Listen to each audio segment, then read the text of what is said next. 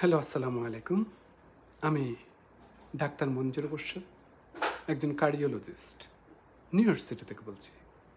আজ আমি আলোচনা করব গ্র্যাটিটিউড বা কৃতজ্ঞতা, এবং এটি আমাদের হৃদরোগের ঝুঁকি এবং মানসিক হেলথের জন্য কতটা গুরুত্বপূর্ণ সেটি নিয়ে।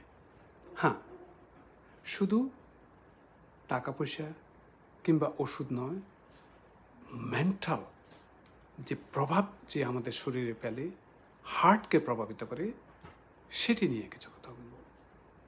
গবেষণায় দেখা গিয়েছে যারা নিয়মিত গ্র্যাটিটিউড প্রকাশ করেন, যেমন ধন্যবাদ বলা, দিন শেষে যা ভালো হয়েছে তা লিখে রাখা, তাদের কিন্তু স্ট্রেস লেভেল অনেক কম থাকে এবং এতে ব্লাড প্রেশার কিন্তু অনেক কমে যাওয়ার সম্ভাবনা থাকে এবং সেই সাথে সাথে হার্টের অসুখ হওয়ার ঝুঁকিও কিন্তু অনেক কমে যায়।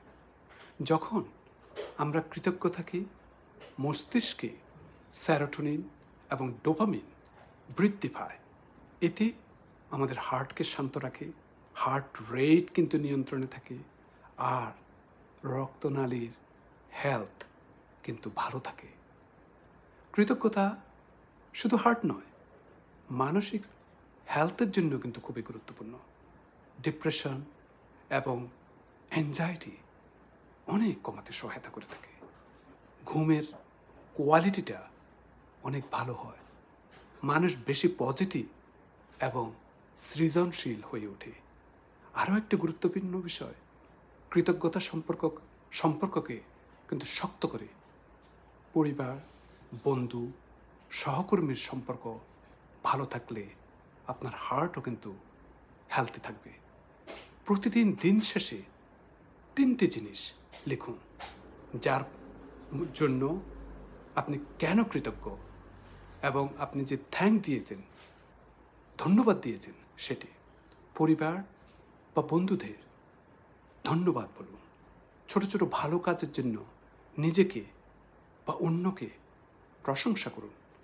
মেডিটেশন বা প্রার্থনার সময় কৃতজ্ঞতা অনুভব করুন।